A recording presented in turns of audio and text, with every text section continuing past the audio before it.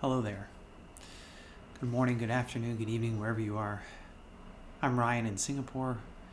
Welcome to the Mindfulness Daily Practice. Hello, Jean. Hello, Dirk. Hello, Rachel. Hi, Caesar. Hi, Elvira. Hi, Kat. Hi, Robin. Hi, Kate. Welcome, everybody. Welcome. Welcome to our daily practice. Hello, Ellen.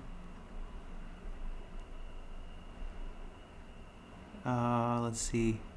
Say hi to a few more people. Hello, Lady Tammy.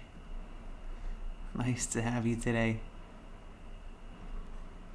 Hello, Steph in Toronto. Hi, Jojo. Welcome.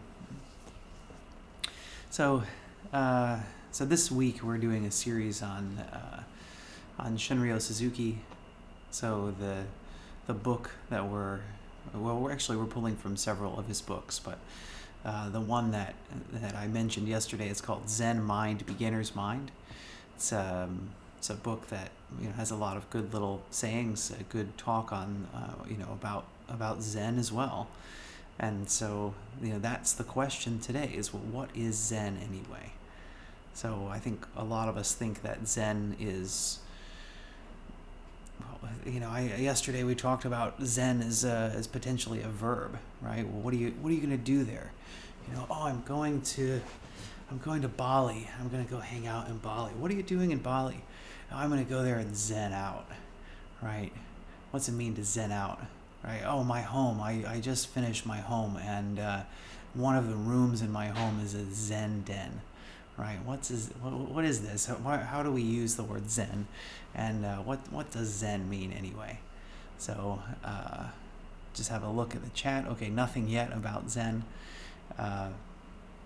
So what Zen is a branch of.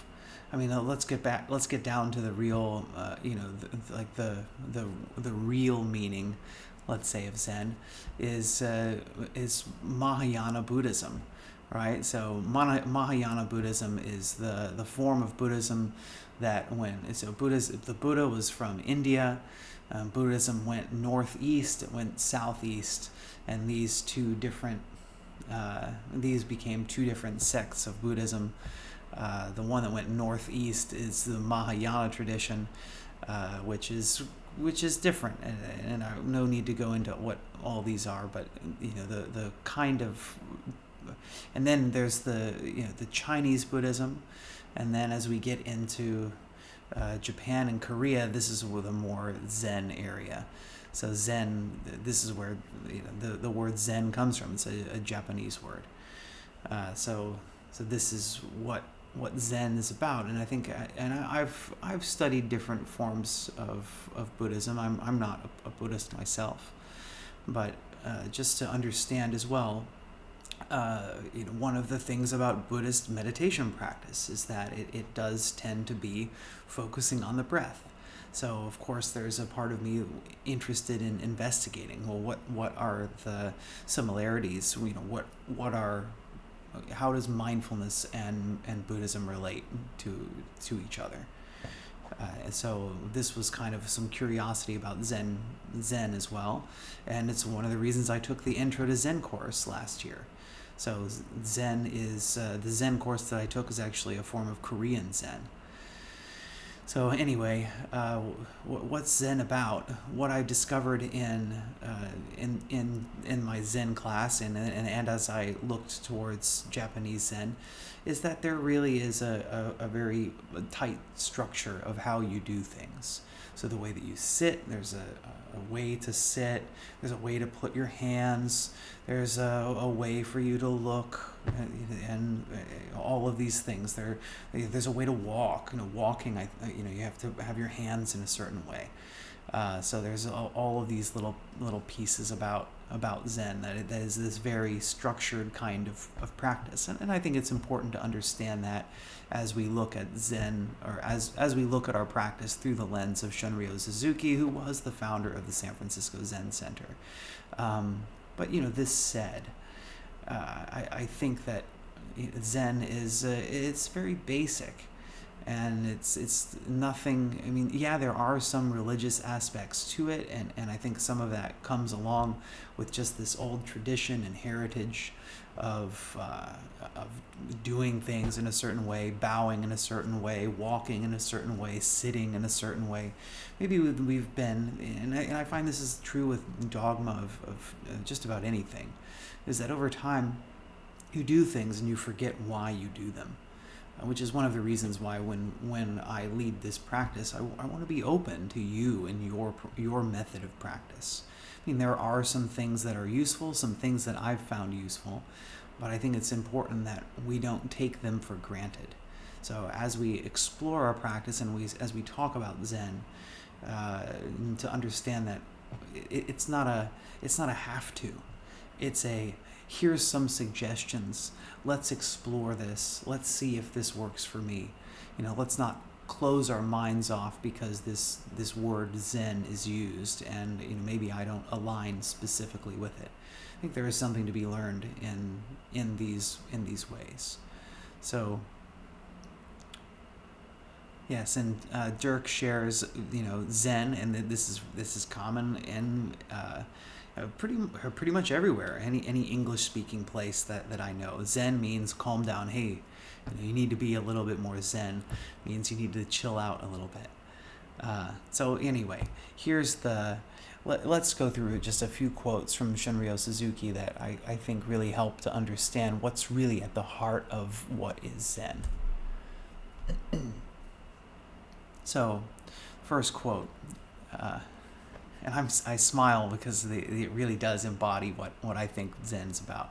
Zen is not some fancy, special art of living. Our teaching is just to live, always in reality in its exact sense.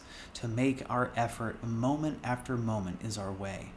In an exact sense, the only thing we actually can study in our life is that on which we are working in each moment. So Zen's not some fancy special art of living. Our teaching is just to live always in reality in its exact sense. To make our effort moment after moment is our way. In an exact sense, the only thing we actually can study in our life is that on which we are working in each moment. Okay, so let's do another quote. So we should be concentrated with our full mind and body on what we do, and we should be faithful, subjectively and objectively, to ourselves, and especially to our feelings. Even when you do not feel so well, it's better to express how you feel without any particular attachment or intention. So you may say, "Oh, I am sorry, I do not feel well." So I think this one's really, really key here. We should be faithful subjectively and objectively to ourselves and especially to our feelings. I think this is really key in mindfulness practice. So as we're sitting, as we're focusing on the present moment, as we begin to feel, as our mind wanders, as we begin to feel feelings related to that mind wandering, to observe that and to accept it and to use that as information about ourselves so that we can understand ourselves more deeply. And I think each time our mind wanders, that's an opportunity for us to get to know ourselves a little bit better. And I think this is the reason as well that I encourage daily practice, is so you are different every day. You show up as a different person every day. When you practice each day, you get to learn all of the facets of you and can learn to see yourself with that objectivity and begin to have some effect on your feelings through awareness of those feelings before the feelings become really massive, out of control things. Okay, I'll do 2 more quotes and then we'll get into our practice. The true purpose of Zen is to see things as they are, to observe things as they are, and to let everything go as it goes. Zen practice is to open up our small mind. The true purpose of Zen is to see things as they are, to observe things as they are, and to let everything go as it goes. Zen practice is to open up our small mind. And last but not least, and I think this is good too, because sometimes as we practice, I'm like, oh, I'm not feeling it today. Oh, I don't feel Zen, right? Like we say, right? Zen is supposed to be calm. Oh, I don't feel calm. My meditation's not working. What's going on, right? So here's the last. I'm going to paraphrase because it's talking about Buddhism, but I'm going to remove the word Buddhism and put the word our practice, because I think these, in this context, these two words can be interchanged. To have some deep feeling about our practice is not the point. We just do what we should do, like eating supper and going to bed. This is our practice. So one more time, to have some deep feeling about our practice is not the point. We just do what we should do, like eating supper and going to bed. This is our practice. So, welcome again, everybody.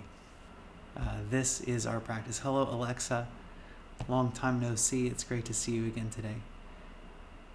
Hi, everybody.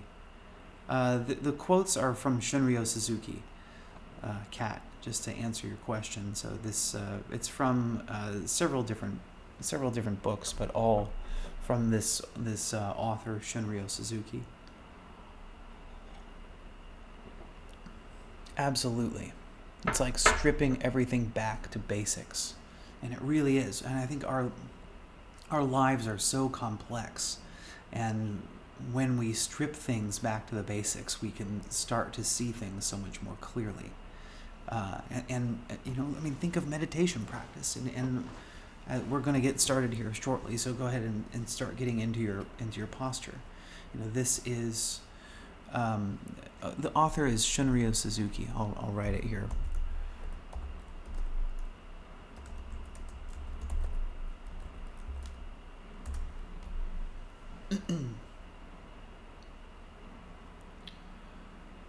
Because when we strip things down to the most basic level, we can see a bit more clearly who we are and how we react to things. And that's one of the reasons why I think the most important practice for me is seated practice in focusing on the breath, because this is just as basic as it gets. So sitting still without moving, focusing all of your attention on the feeling of breathing. This is very, very basic, and that's the idea, is we strip all of the complexity away. We're not trying to repeat a mantra in our head. We're not trying to move around. We're not doing yoga. There is a place for these things in our practice, but the basic practice, and if you really want to get to know yourself well, that's why we're doing such a basic practice. And I will quote from my teacher in Sri Lanka, who said, and I've said this quote several times. One of the students asked, how can I bring mindfulness into my daily life? And his answer, after about 10 seconds of waiting, is simplify your life.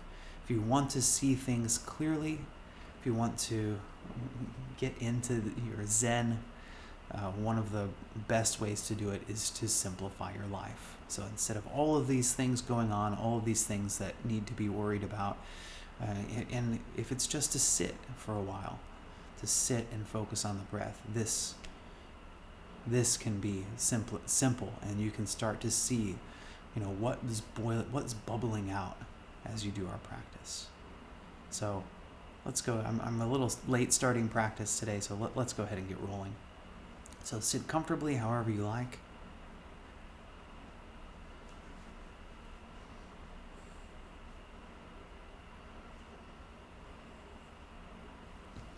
I encourage you to get into a posture that you can maintain for the next 10 minutes.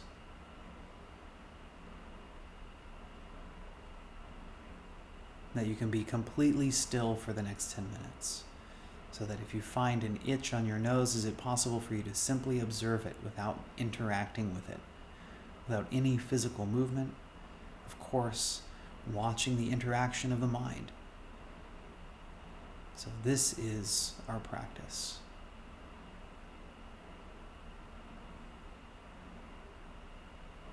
So coming into stillness.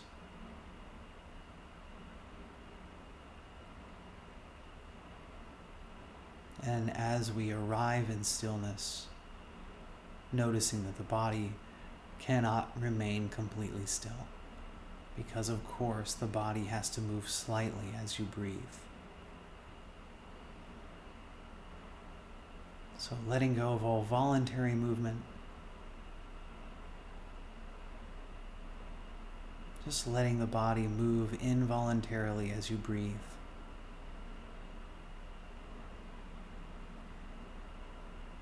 And as for you, you're simply observing, you're feeling it, you're watching. The expansion of the belly as you breathe in, the release, the contraction as you breathe out.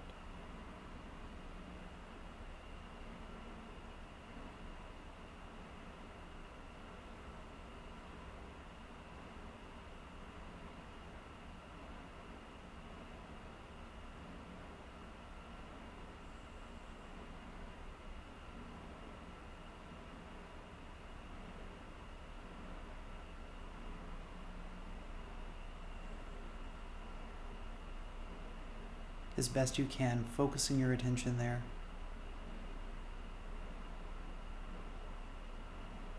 Holding your attention on the breath.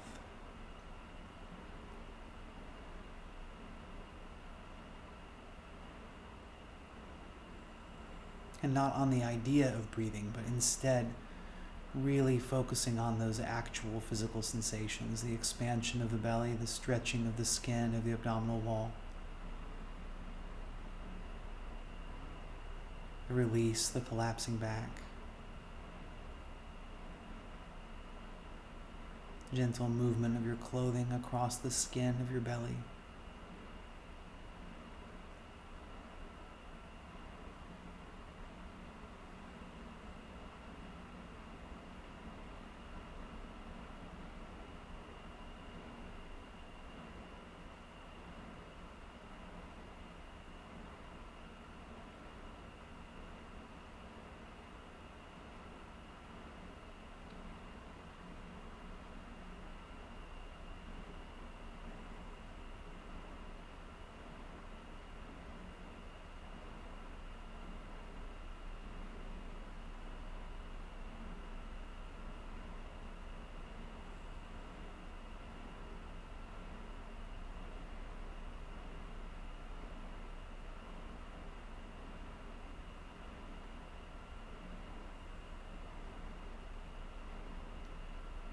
And then maybe you notice that your attention gets caught by a thought, that a thought bubbles up out of your subconscious and it shows up in your conscious mind, and you start following it. And then you notice, you remember, oh wait, I'm focusing on the breath. So in that moment, as best you can, just releasing that thought as you refocus your attention fully on the belly, the feeling of expansion and contraction, the feeling of the clothing brushing against your skin.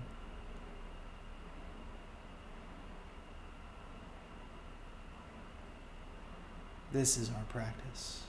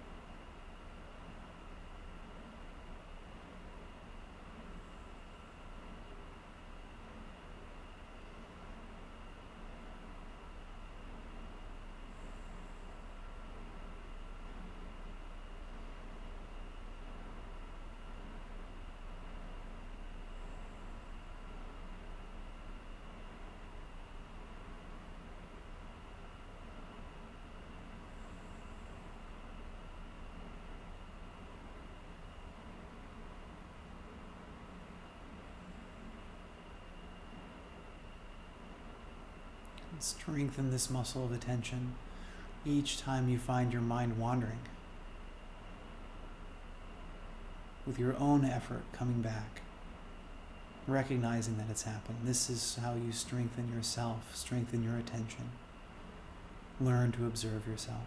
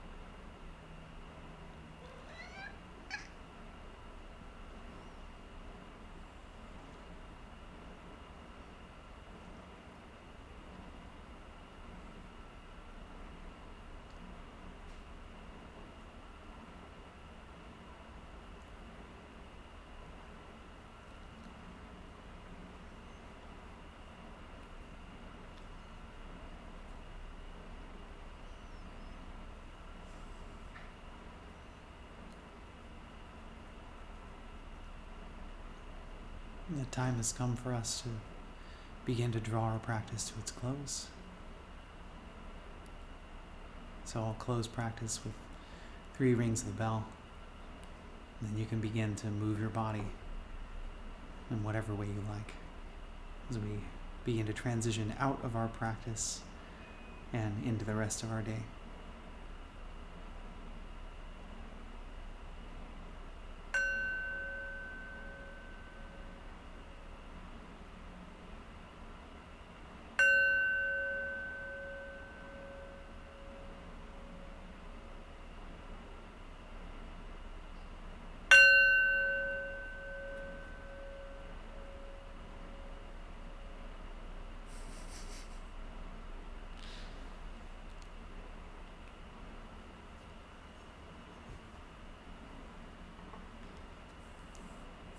Thank you, everyone. Thanks for being here today.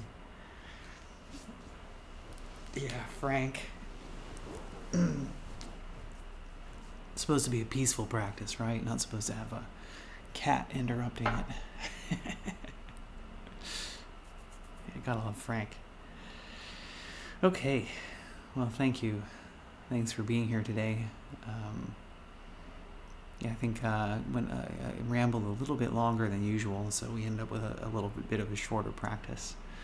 But hope you enjoyed or have been enjoying a little bit of this kind of talk. So the idea is just to increase learning and understand a bit more about what's this all about. And I think the reason I've selected Shunryu Suzuki's teachings is because I think there's really some value in coming back to this really, really basic stuff that we sometimes forget about. Mindful eating. When's the last time that you really ate your food and paid attention to what food tastes like and feels like and looks like and smells like? Right? When's the last time we did that? And instead, most of the time we're a lot of us are looking at our phone while we're, looking at our phone with one hand and putting food in our mouth with the other hand, or you're at a client lunch, and God knows if you're at a client lunch, you're not tasting your food. You're so focused on, you can be having the most delicious meal and not even recognize it because we're so focused on that. So that's the idea. So see what happens. You take some time in your day, you set aside some time in your day just to focus on this simplicity, and you'll see that actually sitting still and focusing on the breath is not easy.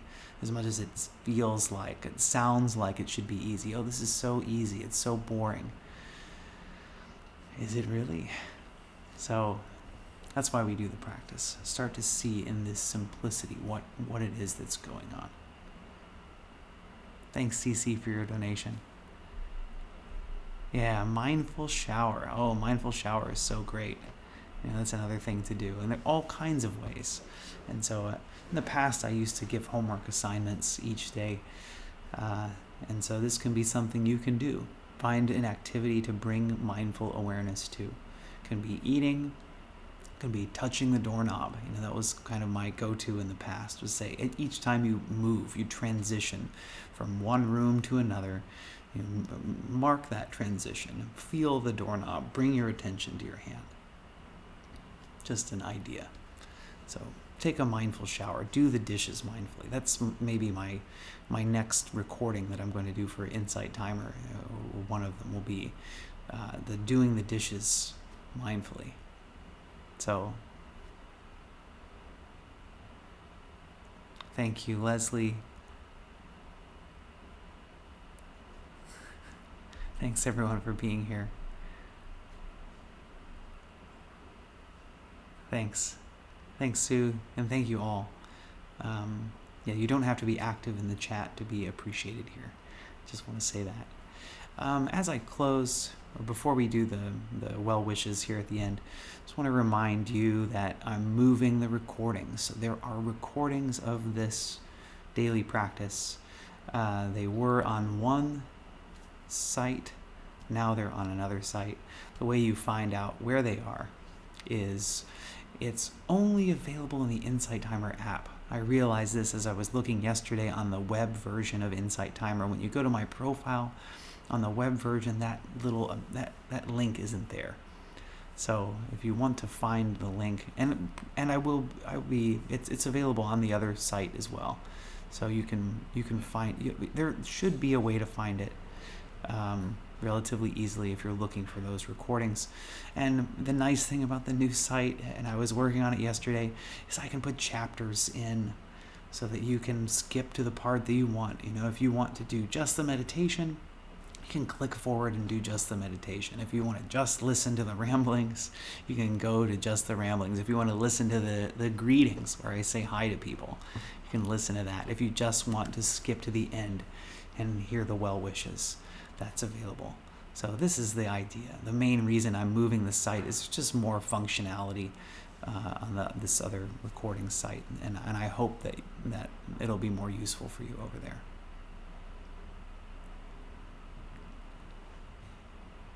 Thanks, Barbara, for sharing. I live in a 3-story townhouse. I try once a day to climb a flight of stairs very slowly and mindfully. I think of it as Ryan's homework. Thanks, Barbara, for sharing that. And when you do mindful walking, this, to everybody, bring attention to the sole of your feet. The soles of your feet are a great way, because as you're walking, that profile on the feet is changing. And so you can just focus on that feeling of change and the simplicity of walking.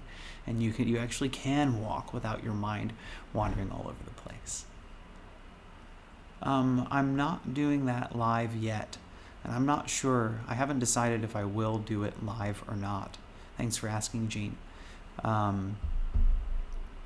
So I don't know. I'm thinking of the pros and cons of that. So I'll think through it and let you know. To find what site the recordings are on, go to my profile on Ryan Grimes' profile, not like the My Profile tab. Go to Ryan Grimes' teacher bio. Go to the About section on the Insight Timer app, and there is a link, and you can find the recordings on the link.